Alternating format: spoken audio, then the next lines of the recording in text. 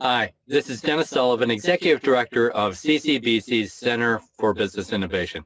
I want to welcome you to our Think and Grow seminar called How I Started This, an Entrepreneur's Story and the Lessons Learned. I think you'd be very impressed with the conversation we had with Anirban Basu, who's Chairman and CEO of Sage Policy Group. And I say this because as I was introducing him, Angela Kivas, our project director, reminded me that I need to hit the record button. So I had to re-record this. And Angela Kivas, I thank you for keeping me on task. Now, please join our presentation. Well, Anirban is chairman and CEO of Sage Policy Group. He's also chairman of the Maryland Economic Development Commission. He teaches global strategy at Johns Hopkins University. He's considered the 50 most influential people in Maryland, the 20 most influential people, most powerful business leaders in Baltimore. And if he's married like I am, he's probably the second most powerful person in his own household. So is that true, Ivan? I'm fourth, as it turns out. I have two daughters. There you go. And a humbling experience, too. So, Anirban, let me ask you, what did you always want to be when you grew up? When you were growing up? My eighth grade teacher asked me this question, Mrs. Boss asked me, Anirban, what do you want to be when you grow up? And I said, politician. And she said, she's very sweet, very kind, very smart, and also maybe not that honest. Because she said, well, you got to smile for it. And I don't know about that, but I've always been interested in politics and public policy. And indeed, even though I'm not a politician, it's very close to what I do on a daily basis. Interesting. So what was your first job then? My first job was an economist. I mean, I had some other jobs, working in a restaurant and these kinds of things, but my first real job was in 1992 at the University of Baltimore as a research economist, working on projects for Baltimore Gas and Electric and the Maryland Department of Human Resources. Those were my two big clients. And that was really my first job, not quite 30 years ago. Wow, interesting. So was economics always something that you wanted to get into? Not always. As an undergraduate, I went to Georgetown School of Foreign Service, so my interest was in, again, policy and politics, even on an international scale. But then, I graduated with a degree in foreign service, but I didn't want to go into the foreign service, so I was absolutely not employable. So what do you have to do when you're not employable? You go back to school. So I went to graduate school, and in my first year in graduate school, I was the top scorer in our microeconomics class. Then in the second semester, I was the top scorer in the macroeconomics class. They made me the teaching fellow the subsequent year for the incoming first years. And so I knew I had some facility with economics at that point. And so given that was the only thing I seemed to be good at, that's what I went for.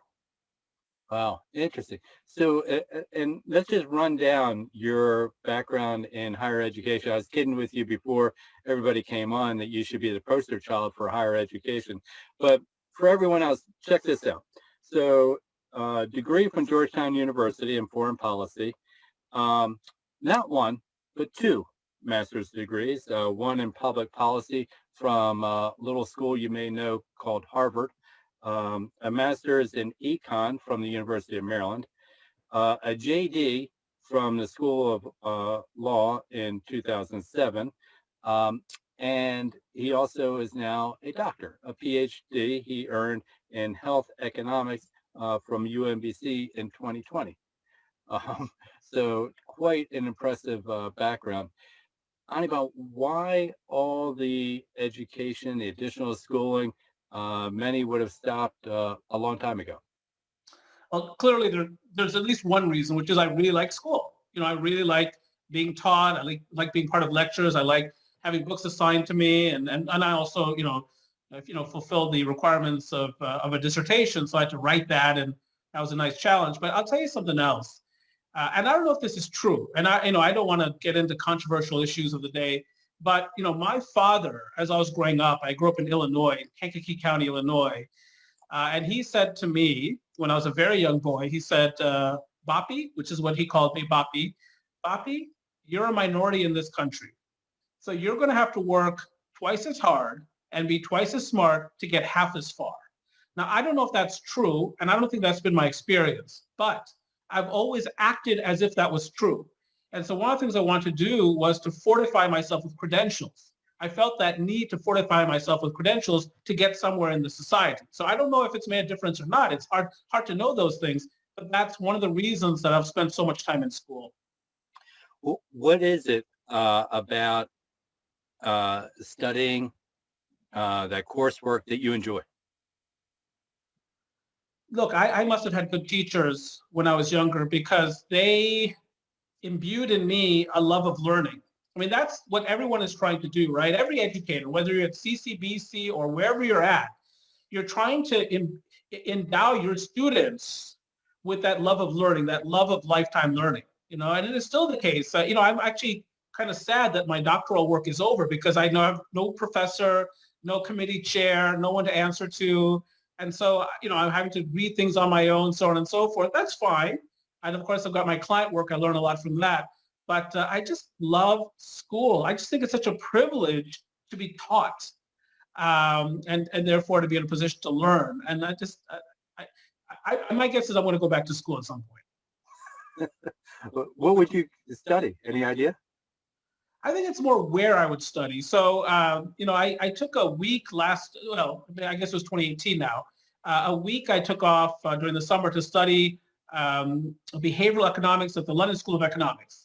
Just as a lark. It was a week. What can you learn in a week? Not much. But, read a few papers by Richard Thaler, who won the Nobel Prize for his work in behavioral economics. And so that's the kind of thing. It gave me an excuse to be in London for 7 days.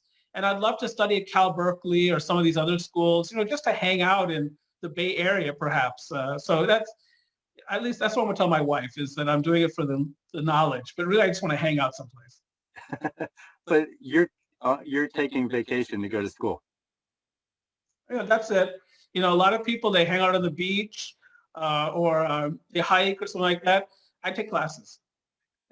And in the middle of all that, you've managed to read every Agatha Christie book. I have. I have read every Agatha Christie novel, and not just the Hercule Poirot ones or the Miss Marple ones, but all of them. And yes, in fact, I was reading some of her short stories on a flight this last week. So I'm obsessed with Agatha Christie. What do you like? I'm glad she's not alive because I'd be a stalker. What do you like about him so much? Oh, I just love the character development, the intricacy of the plots, always the surprise twist ending, the I never saw it coming kind of thing, but that she wraps everything up so beautifully in the end. And so I'm a huge admirer of her work. And my guess is there's some folks out there who have not had a chance to read Agatha Christie. I assure you, if you read one of her novels, you will read 12 or 13, or as I did, almost 90. Wow. So at some point along this line, you decide you're going to start a economic consulting firm. What made you do that? Yeah, I had always wanted to start a firm. When I was an economist at the University of Baltimore, and I got to Baltimore in a very strange way, but when I was there, I was almost always undermining my supervisor. I would never do things the way he wanted me to do. I would do things on my own timetable. I had a friend a few years ago who started a coaching company for executives. And one of the things that he did was he had a personality test that he administered to these executives. And he gave me a chance to take these tests. And I took one, and basically 10 was a really good score, and 1 meant that you were really bad at something. And so I scored pretty well in math and some of these other things, but I got a 1 for manageability. A 1 for manageability, the worst. You cannot manage me. I will subvert you. And so, given that I just don't want to do things in a corporate way, I don't want to do things in a way of a large organization, I needed to be on my own, and do things on my own. That's just my personality. And so that's the way it's worked out. So I almost had to leave any kind of institutional setting. Otherwise, I would have just been fired serially. from job to job to job as supervisors figured out what I was up to. So really, for you, starting your business was, in a sense, you had no other choice, or else you probably, like you said, probably been fired from one job after another. Yeah, I would never have risen to CEO in any other organization. I could only rise to CEO in an organization I started because I would never be able to toe the party line. I'd never be able to check the boxes the way people wanted me to check the boxes. So, and that's one of the key things I think about, starting a business, which is know thyself. And I knew that about myself. And I basically had to create my own job and my own career path. And thankfully, I think it's worked out pretty well. So at what point did you land here in Maryland? You've been in a lot of different places, grew up in Illinois. How did you land here? Yeah. So I went to Georgetown undergraduate, and I went to graduate school up in the Boston area. Yep. But at Georgetown, I had met a young woman. I won't name her name, but I met a young woman, and I was smitten with this young woman. So when I graduated from Harvard, I said, I got to go back down to Washington D.C. and I gotta get this woman, right? I gotta make her mine. And I didn't come close, by the way. I totally whiffed. She had no interest in me whatsoever. Didn't know I existed, but she's who I wanted. But I was in Washington D.C. unemployed after being at Harvard. Because I hadn't interviewed. I just want to come back to Washington D.C. to get this woman. So I'm unemployed. And at that time, you'll remember that job advertisements, postings for jobs were in newspapers. So one day I opened up the Washington Post. I'm unemployed, sitting in Arlington, Virginia. I opened it up, and there's a job there, research economist, Baltimore, Maryland, University of Baltimore, 1420 North Charles Street. So I said, okay, I want to be an economist. Let me apply for this job. Let's see what happens.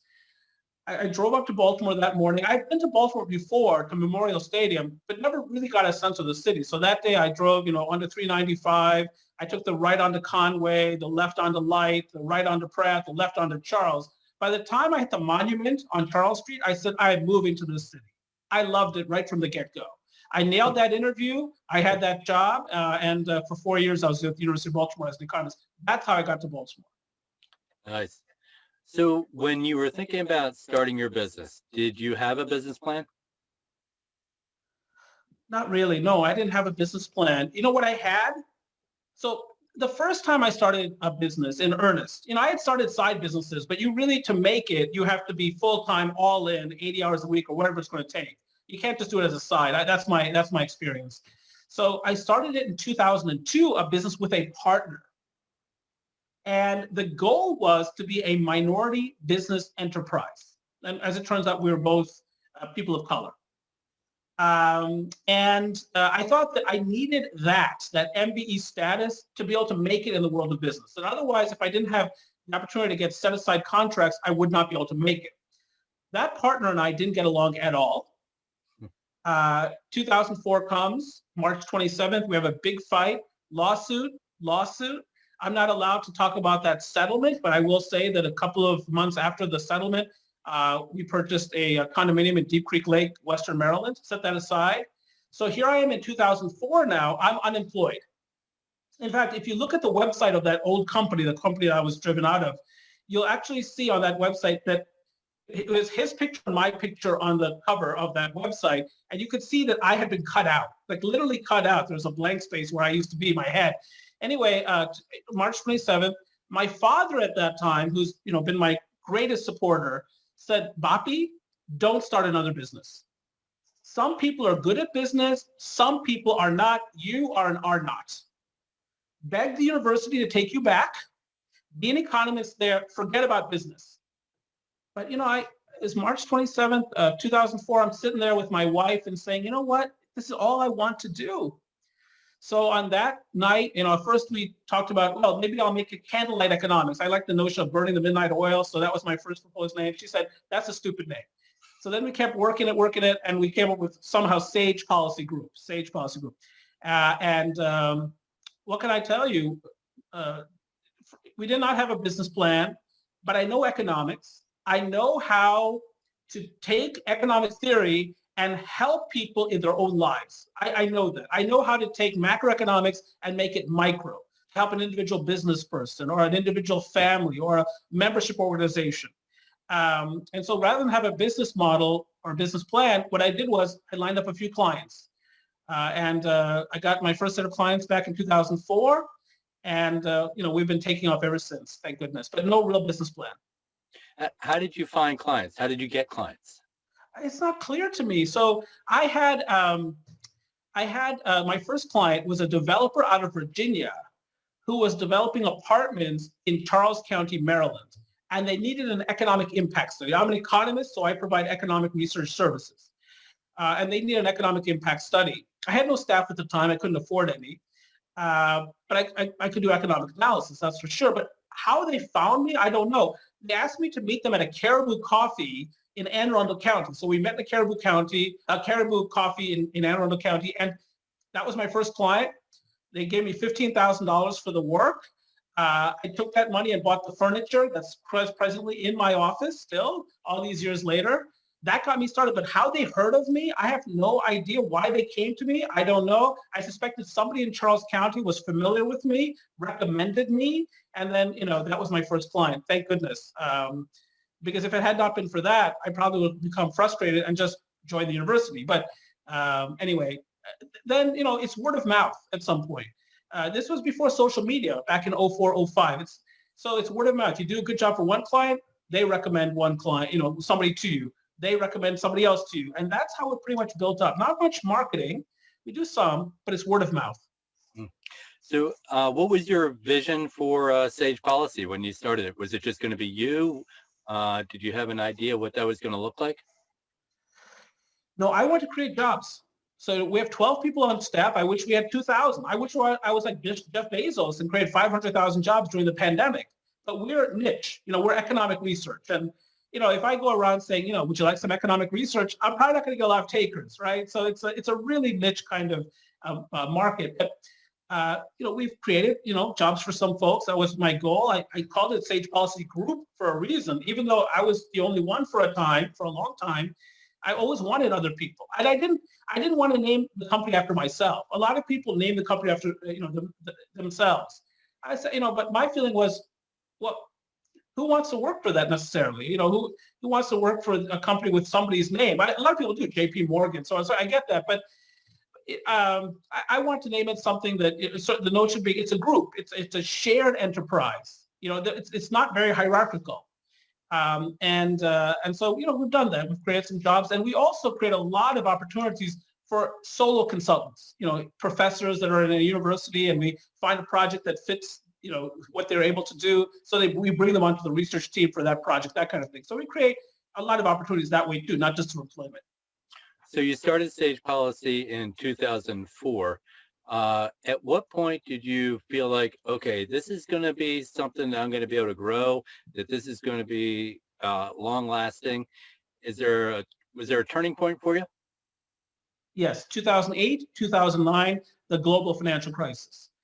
So I started the business. I actually had free rent for my father. My father owned a building on the east side of Baltimore, on Broadway Street, but North Broadway Street near Johns Hopkins Hospital.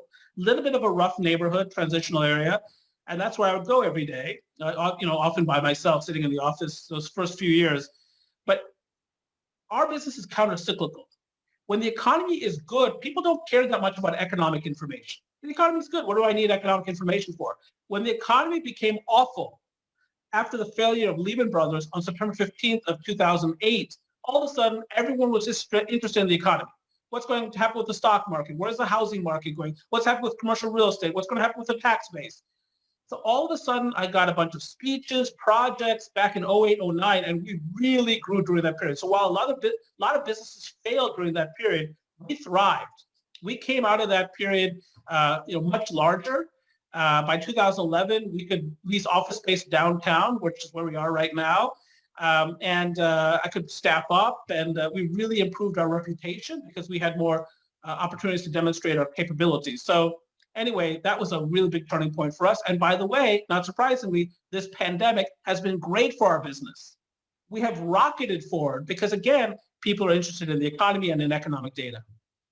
Wow. So what was the biggest challenge then you had to overcome when you were first starting? At the beginning, we're just a stepping stone. So first of all, I couldn't really hire that much staff. I couldn't afford them.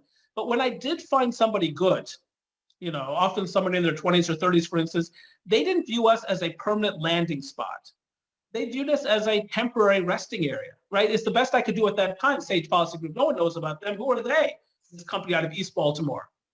I had employees. I had given offers to a couple of employees who, because they came to 6 North Broadway, if people are familiar with that, Upper Fells Point is basically the area, but they had come through the city in a particular way, and they called us from the car saying, I'm not going to take the job offer. It's too dangerous here. Wow. First, it was hard to recruit workers. They didn't believe in the vision. Second, it was hard for us to retain good workers because they went to the Census Bureau or they'd find a job at Care First or some other, really established enterprise. And so we had this massive turnover in staff, and that's the last thing you want as a consulting firm because you're trying to build long-term relationships with clients. I will say this, in the last 5 or 6 years, no one has left the company because now we're the established enterprise, but it took us a long time to get there. Wow. During that time, when you were first getting started, anybody who was influential to you, a mentor, somebody that really helped you, guide you? Yeah, like I said, I worked at the University of Baltimore for 4 years, and then our institute moved to Towson University. So I worked at Towson University from 1996 to 2001. And my mentor, and really my only employer I've ever really had, is a guy named Dr. Michael A. Conti, undergraduate Yale, Ph.D., University of Michigan, economics. And this guy is a genius in the following sense. Yes, he's an economist and he's a great mathematician, all that. But more importantly, no one could tell a story like he could with economic data. He could spin any kind of narrative you wanted. He'd look at a body of data and say, well, here's what's going on right there. But he'd say it in such a way that people would say, my goodness, that's so fascinating and it's actionable. So I learned from the best how to tell a narrative with data. So these days, people are so data focused. And there's so much data out there, it's hard to make sense of what it all means. That's what I do for folks. I distill, I simplify, and I tell a story about those data, those particular data on which I'm focused. But I learned that from Michael A. Conti. So he is my mentor. He's my hero. Well, you're an excellent student because I listen to WYPR and your morning economic report all the time. And you do a terrific job of taking some of the data and the most relevant data at that particular time, and even some other data that you probably wouldn't even think about that you bring into the conversation and really make it real, practical, and accessible for just about anybody. You don't have to have an economics degree to be able to understand what you're talking about. So you do a terrific job every morning. Yeah, thank you. I think a lot of economists try to take the opposite approach. So I think economists are generally pretty insecure people, right? I mean, we never had a girlfriend or boyfriend in school, and we're never popular. We didn't have a varsity letter jacket. So the way we try to impress people, I think, is through brute mathematical force, right? Brute econometric force. We try to complicate things so that people think we're smart. I think that what I've tried to do is embrace the exact opposite approach. Economics can be complicated, and the way I try to understand it is by simplifying it for myself.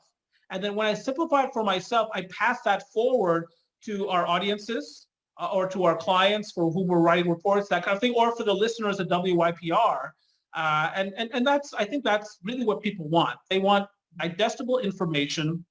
They want a story, not a fictional story, a non-fiction story in this case, but they want to understand what's happening in the world and how the data characterize how that world is changing. Let me ask you, would you consider yourself an entrepreneur? Yeah, I'm not sure that I would. I did start up a business. But when I think about an entrepreneur, I think about something one level higher. I think about, in fact, somebody who starts an enterprise that can then be sold to somebody else or franchised. So my business, here's my issue. In my business, if I leave the business, there's not much left. I'm not saying that, out of a sense of self-grandiosity, not at all. In fact, it's an evidence of my failure to create a business that can operate independent of me. I have not wanted to add partners because I've had bad experiences with partners in the past. And also it complicates things from the perspective of taxation and cash flow and so on and so forth when you've got partners and so on and so forth. I'm the single owner of the business. It's a subchapter S corporation. It's a flow-through tax entity. Very easy from an accounting perspective when you've only got one principal in the business. But again, I've not had good experience with partners, and so that's been a challenge. I've not wanted to hire an economist who could basically fulfill my role. First of all, economists can be pretty expensive. But the second thing is, I really have not found anyone, and maybe this is ego, that does what I do the way I do it. Most economists I find to be extremely dull. They're dull. That's been an advantage for us. We bill ourselves as economists with personalities who can actually relate to folks. And I have a devil of a time finding an economist who can really interact with folks. They're out there, but if I try to hire them, they'll wipe me out financially because they're going to be very expensive. And I'm sure you read a lot of books about starting business, entrepreneur. One of books that often comes up is the Founder's Dilemma, and exactly what you're talking about. And the Founder's Dilemma is, I can't find anybody else to do what I can do. I'm the only one who can run the business. And originally I was going to ask you, how did you manage to avoid that? But I'm not sure you managed to avoid that. I've not avoided it. And look, part of it is that I love what I do. That's probably been the business plan more than any other thing. I do what I do because I love what I do. If I didn't love what I do, then I would have given up a long time ago. Because when I'm sitting in East Baltimore by myself,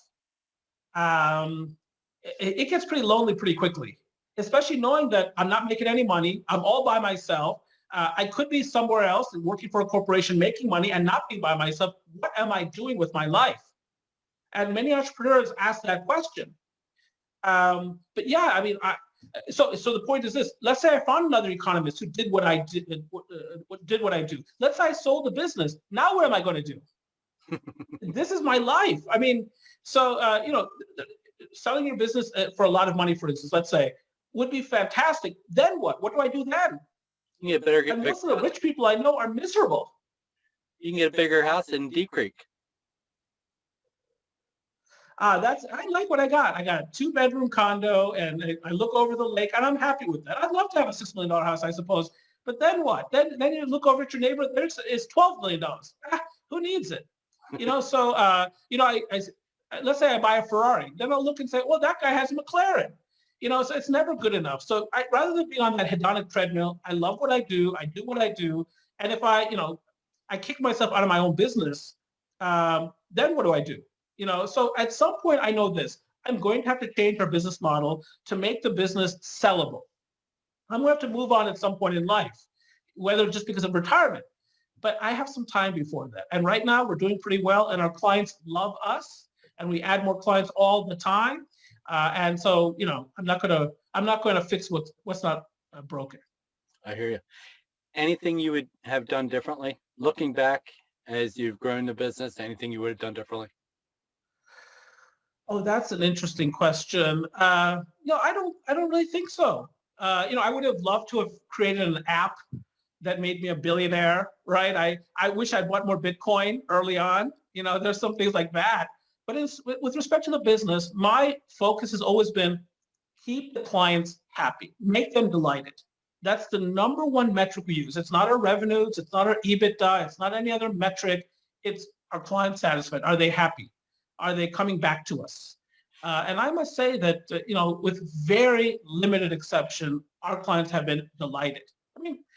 People, some people get along with one another, some people don't. So, there have been times when we've struggled with certain clients, but it's been very rare. And I don't think it's happened even once in the last 7 or 8 years. So I feel pretty good about that. Number one objective, I can say check. And are there specific metrics that you use that you evaluate your business? It sounds like one of them perhaps would be retention. How many folks do we have coming back? But are there specific metrics that you're looking at to judge and evaluate your business? Sure. So we have broadly speaking, we have two sides to our business. One is contractual, where we engage people in contracts. They could be long-term, they could be short-term, but we want those people to keep coming back to us. So whenever they have research needs, we want them to come back to us. And what we find is that we have a lot of clients who come back to us. The other part of our business is public speaking. We do public speaking around the country and around the world. I've had the good fortune of giving presentations in Jakarta, Indonesia, Jeddah, Saudi Arabia, Phnom Penh, Cambodia, many times in Canada, once in the Bahamas, so on and so forth. When you give a presentation to a group, what they often do is, they'll pass out that speaker evaluation form at the end of the presentation. And then some clients will send me back how I was rated. And sometimes they'll show me how other speakers were rated at the same conference. So that's a way to judge with hard data, how did I do? And if and then often sometimes there's comments in there, right? Speaks too quickly, which I do. I speak too quickly. Speaks too quickly. Didn't like the joke about Nancy Pelosi, whatever, or Donald Trump, whatever it is. Shouldn't have made fun of the Philadelphia Eagles. Whatever it happens to be, I take that and I try to make the next speech better. But generally speaking, we get very high marks for our speaking, our public speaking, and people come back to us. Right. Where do you see the business going 3 to 5 years from now? We're just going to keep growing, I think. I mean, right now, coming out of this pandemic, there's so many behavioral shifts, right? So there's the move to the suburbs. There's booming e-commerce. There are all kinds of issues with global supply chains that are in disarray. That's why we have shortages of softwood lumber and steel and semiconductors, so on and so forth. We have new generations coming into the workforce. Generation Z now is coming to the workforce. The millennials are now approaching their prime earning years. So with all these demographic shifts and economic changes, I think people are going to be very interested in economic information going forward. And so I think we're just going to continue to grow. And I also will say one thing that really helps us is that when I started the business back in 2004, a lot of my competitors were a generation older than me. Now they're retired. And so I'm now able to gather some of their market share. And I don't see a lot of young economists coming into the business. They like to work for, the younger economists seem to like to work for institutions. They don't like to go on their own. I have not seen a lot of youthful entrepreneurs, and I don't want them to come into the industry, by the way. A lot of people say, oh, competition, I love competition, it makes me better. I hate competition, and I hate my competitors with a passion. I mean, I go to bed every night, and I like a lot of you, I pray. I pray for the Orioles. I pray for the Ravens, and I pray for my competitors to die, preferably violently. And that, and so I'm glad when I don't see a lot of market entry by younger economists into my field. That helps. That helps me gain market share. Well, you do a terrific job, and I think a lot of other economists coming up would be scared to take you on. Folks who have questions, please feel free to throw it into the chat feature. We can ask them on your behalf. But Anirban, any advice you would have for an entrepreneur? An entrepreneur is not trying to become an economist to compete with you, but advice you would have for other entrepreneurs who want to get started? Look, I will say this. You better love what you do, because there are going to be some lonely moments. There are going to be some moments of doubt. At least there were in my case. Lots of times when people around me were saying, what are you doing? You're miserable. I said, this is my dream. I want to start this consulting firm and make it successful. I want to be an economic consultant. That's all I want to be. What can I do? I don't want to join a bureaucracy. So now I have met an entrepreneur, and she truly is an entrepreneur, who many years ago maxed out 3 credit cards, put a second mortgage on her home, borrowed as much money as she could to buy a failing technology company in the late 1990s. And she did not love technology. She didn't love it, but she wanted to be a business owner. She wanted to be an entrepreneur. She somehow managed to turn that business around and made a fortune. So it is conceivable that you could not love what you do and still make it. But I tell you, I think that's the exception. You better love what you do, and I love what I do. And I think our clients recognize that, and that's one of the reasons they come to us, because I love what we do. Our staff loves what we do. I hire them for that reason. And by the way, I don't hire our staff from the most prestigious universities. My best employees have not come from Harvard or Stanford or Cal Berkeley, though we get resumes from Ph.D.s from the school all the time to work for us. My best employees are from Virginia Tech, UMBC, Towson University. They're the most motivated folks. They come with a chip on their shoulder. They love economics. They love economic consulting, and they're very good at it. So in any case, that's my number one thing. Love it. I think I may know the answer to this next question, but and I'm sure you've seen the studies talk about what makes entrepreneurs successful, and they talk about access to money, knowledge, talent, people around them, luck, grit, resilience. What do you find the most important criteria then for an entrepreneur to be successful? Yeah, unfortunately, I think the answer probably is luck, right? There's a lot of luck involved in market economics. And I think a lot of people, especially successful people, underestimate the role of luck in shaping their success. But beyond that, resiliency. Because there are going to be some setbacks when you're an entrepreneur. When you're an entrepreneur, you're out there and you're asking people basically to give you a chance to provide a service or a good in exchange for money. And you hear the word no a lot. No, no. Or you bid for a project and you lose it. And why did I lose? I remember back in 2004, 2005, we bid on a project, and by we, me and an intern I hired from Towson University at $10 an hour, who I could only work for, I could only afford for 20 hours a week. But we applied for an economic development strategy in Cumberland, Maryland. And we worked night and day on that proposal. It was a fabulous proposal, and we did not win that contract. And I was heartbroken. And I thought I was going to give up right then. So resilience really matters because there are going to be some setbacks, which of course makes the victories that much more thrilling. So let me ask you, what did you do? You lost that contract. What did you do next? You rub some dirt in it, and then you get up and you look at what other opportunities are out there. That's what we must have done. I mean, I don't remember it. I could barely see through the tears, but I really felt that this was a must win for us because we're going nowhere. We just, other than the contract out of Charles County, that Virginia developer, we just didn't have much going for us. I remember doing one project. I spent hours and hours and hours on it. Our compensation was $250. That's what we were back then. Just what can you do? You just keep going. That's the vision. That's why you have to love what you do. You have to believe in it because there are going to be setbacks. But you say, look, I'm going to make this work somehow, and somehow it has. Hearing you talk, it sounds like you don't really do a lot of backward thinking, like looking back and saying, I should have done this differently, or you seem to be much more forward thinking about, okay, well, what are we going to do next? What's next for us? Not looking back and saying, oh, we should have done this, we should have done that. Yeah, that's economic theory, right? So economic theory says what? You optimize going forward. You can't do anything about the past. So what you do is you take your current set of circumstances and your opportunity set going forward and say, how can I maximize my future? How can I optimize the future? So you have to look forward. In economics, you're always looking forward. So because the past is sunk, we call them sunk costs or the past is sunk. So that's the way it has to be. It makes sense. We try to apply economic theory to our own running of the business.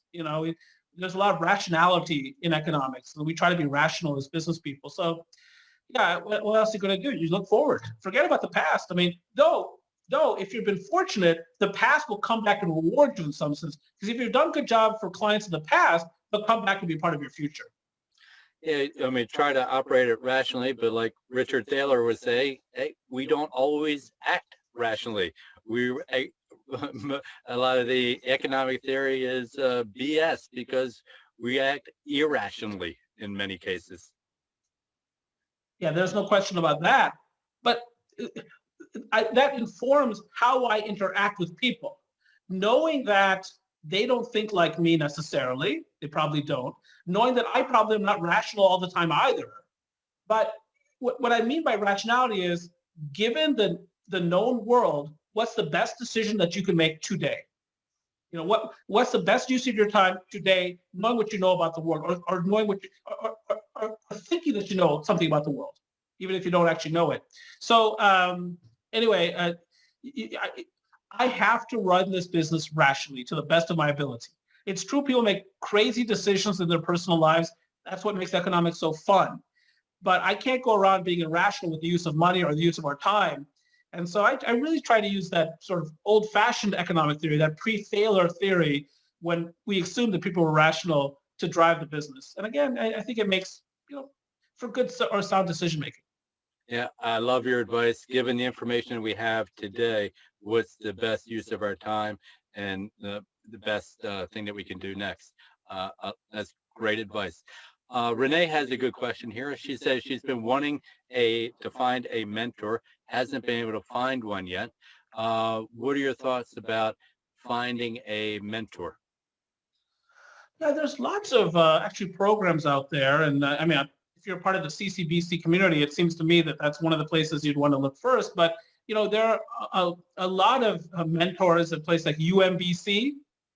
UMBC has for both women and men, but especially for women, a lot of uh, programs that mentor budding entrepreneurs. So they're out there. Joining a chamber of commerce, even if you've not started a business yet, but joining a chamber of commerce, usually the membership fees are pretty small, especially for people who don't have any employees. There are mentors there, so you've got to look around. But I'd say look at CCBC first. Look to your own teachers, professors, so on and so forth, and then try to use their connections to see if you can't find other mentors in the process. Yeah, and usually there's somebody within your network already that you trust. And I know for me personally, I thought about that, who's had an influence on me. And so I called, there's three people. I called each one of them and said, hey, I appreciate the advice you've given me over the years. I'd like you to be my mentor. And they were honored, to have somebody say, hey, I want you to teach me. And it turned out to be a great relationship and didn't have to pay them or anything. And they said, hey, you're doing some other things that I would like to get your feedback on too. And so we had this nice symbiotic relationship. Once a month, we call each other. Half hour was spent on what he wanted to have done. Half hour was spent on what I wanted to have done. And we just divided up the time that way. It turned out to be a terrific relationship. Yeah, I'm always surprised by how willing highly successful people are to make themselves available to people that they don't even know. One of the people I talked to when I was starting my business was a guy named Richard Storey. Richard Storey at that time was the head of economic development in Howard County, probably the greatest economic development professional in the history of this state. Really accomplished. And one of the reasons Howard County attracted so many businesses back in the 80s and 90s had to do with Richard Storey. And so I went to him. We had lunch in downtown Columbia, and I asked him about starting the business and some advice. So he was perfectly delighted to give me advice at that lunch, and then thereafter, anytime I had a question. So they're out there, and you'll be surprised by how willing some of these very successful, often very famous people are to engage you, even if they don't know who you are. Yeah, and case in point here this evening, we started talking and I asked you, hey, would you mind sharing your story? And you're gracious enough and willing enough to take time out of your schedule to share it with other people. You're another terrific example of somebody who's very successful, being willing to do just that. That's very kind of you to say. One of the great joys I have, I actually was interviewed by a high schooler recently out of Carroll County, and it was part of their project. They were doing a project that had some economic content in it, and I was just flattered that a high schooler would, reach out to me and ask me a series of questions about their particular subject and had to do with housing market. And I think there are a lot of people who are that way. They love being asked. They feel flattered. And I certainly was flattered by you asking me to be here tonight. And I hope this is a productive use of time for the folks who are here. Oh, absolutely. I thoroughly enjoyed it. And as your bio says, you're a contradiction in terms. You have that knowledge, that book smart, obviously, with all your degrees, but entertaining to talk to as well. We certainly appreciate you taking the time, and we're really looking forward to having you join us at our Be More Bold Business Conference for entrepreneurs and innovators. Anirban Basu is going to be one of our featured speakers at this event. It's all virtual. Keep in mind that we have an early bird deadline that expires May 1. Students, faculty, and staff get in for just $29. Everyone else saving 50%, but that deadline is May 1. So you want to go to baltimorebold.com, and a little sneak preview of a billboard that you're going to be seeing on 9583, where we have Anirban Basu featured on that billboard, along with Ozzie Newsome, our keynote speaker. And we have quite a few other speakers who are going to be sharing practical guidance to help entrepreneurs, current business owners grow their businesses. So we're looking forward to having everyone be a part of that. Be sure to sign up because time is running out for that May 1 early bird deadline. Anirban, we really appreciate you taking the time to share your experiences with us here this evening. Yeah, and I can't wait to listen to Ozzie Newsome, the architect of 2 Super Bowls, and so for the Ravens, and so I'll try to bring my A game that day. I know Ozzie will. Oh yeah, he will. All right. Well, and again, Angela Kivas, our project director with the Ratcliffe Foundation, makes everything happen that you see here. I can't thank her enough for all of her help in pulling everything together. Angela, some closing comments? No, I want to thank Anirban personally as well. Great tips. I think we got a lot out of this. In the chat, I put our websites on there. Like Dennis said, don't delay May 1st, early bird. Please get your registrations in. And yeah, we're happy to have some more of these Think and Grow seminar series. We're going to be doing more again. And it's such a privilege to be a part of this. So hope everyone has a great evening. And thank you again, Anirban. Thank you all. Thanks for being here tonight.